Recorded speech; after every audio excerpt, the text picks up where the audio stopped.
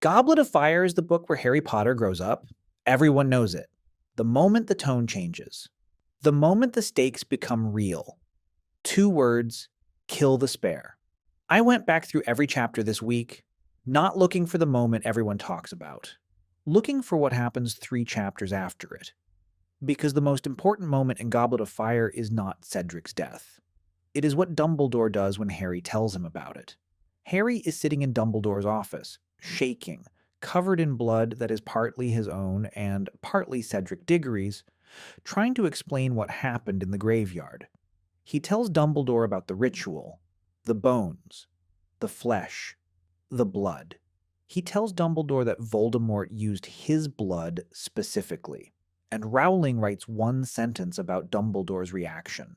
She writes that for a fleeting instant, Harry thought he saw a gleam of something like triumph in Dumbledore's eyes.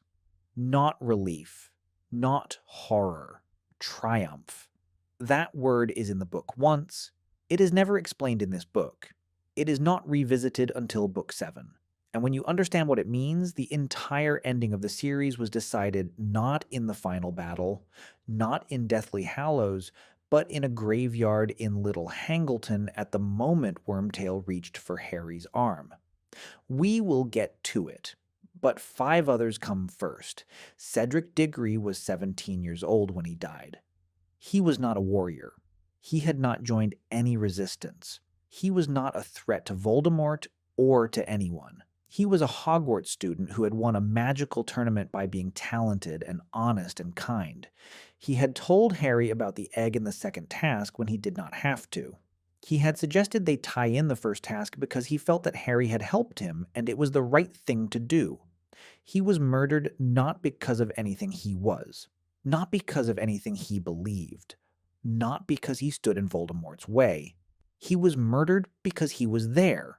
Kill the spare, 2 words, no pause, no consideration. Cedric Diggory's entire existence was reduced to an inconvenience in the time it took Voldemort to speak 2 syllables.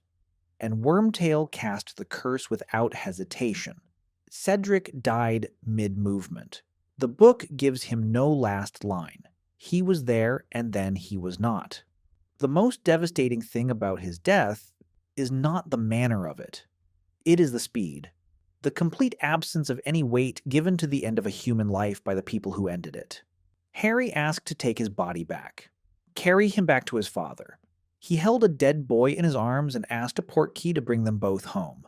That is the moment Goblet of Fire becomes something different. Not a story about a tournament, a story about what it costs to live in a world where some lives are considered spare. Now here is what was happening at Hogwarts all year that nobody knew about. Alastor Mad-Eye Moody, the most celebrated Auror in wizarding history, was locked in his own trunk from the first day of term. He was 10 feet underground in a compartment kept alive by a trap door. His magical eye had been removed. His prosthetic leg had been taken. Chunks of his hair had been cut off to provide the ingredient for Polyjuice Potion that was drunk every hour by the man impersonating him. The real Moody was thin and starved, his wooden leg gone, the socket that should have held the magical eye looking empty beneath its lid. Barty Crouch Junior had kidnapped Moody before the school year began, studied him obsessively, taken his eye and his leg, and spent an entire year teaching defense against the dark arts at Hogwarts while the real Moody lay in a box beneath the office floor.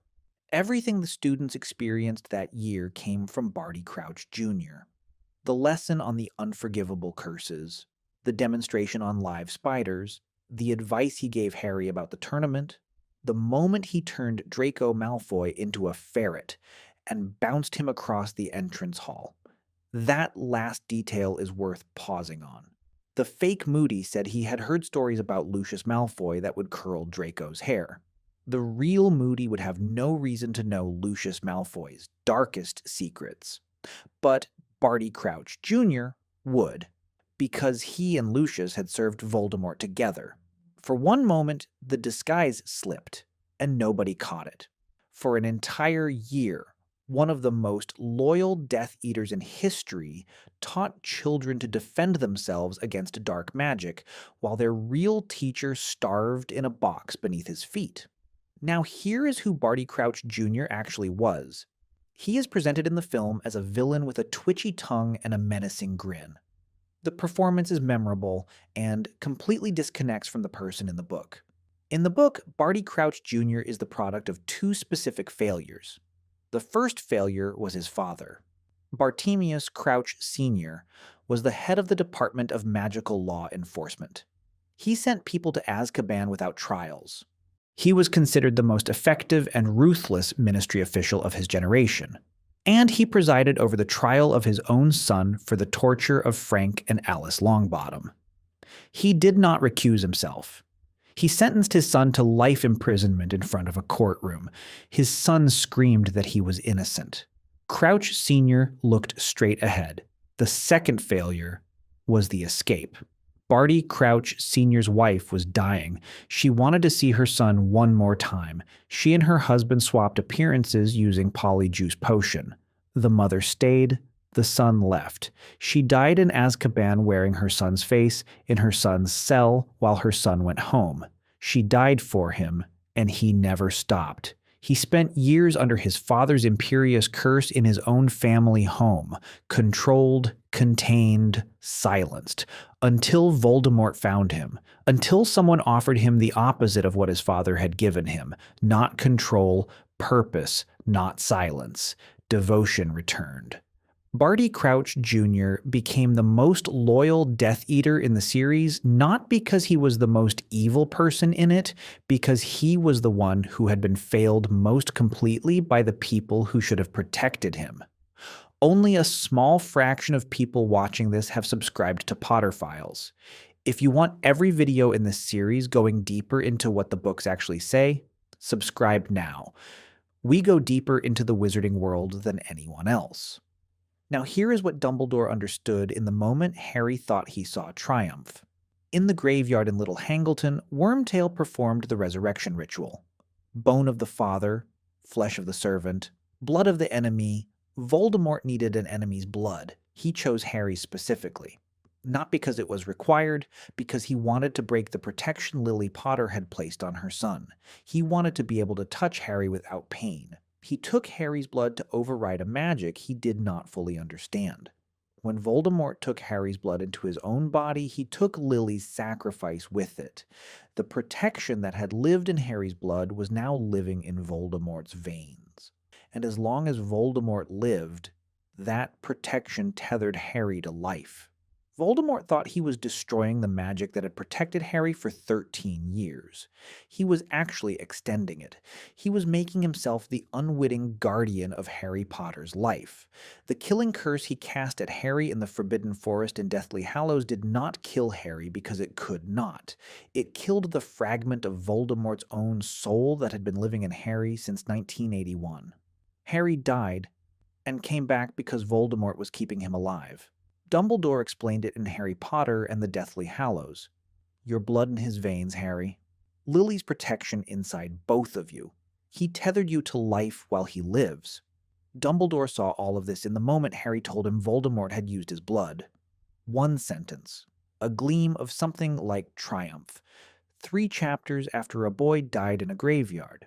Dumbledore understood that Voldemort had just guaranteed his own defeat. He said nothing.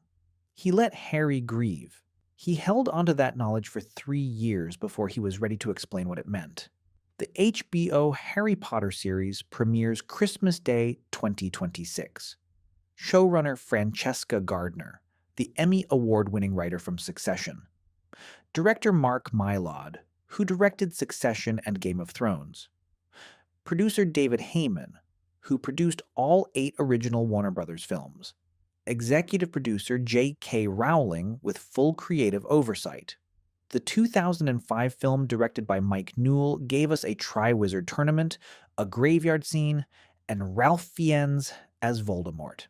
It is the film that most people say was where the series found its footing. It left out almost everything I just told you. The real Moody in a trunk. Barty Crouch Jr. as a product of 2 specific failures. the gleam of triumph, the blood that would save Harry's life 3 books later.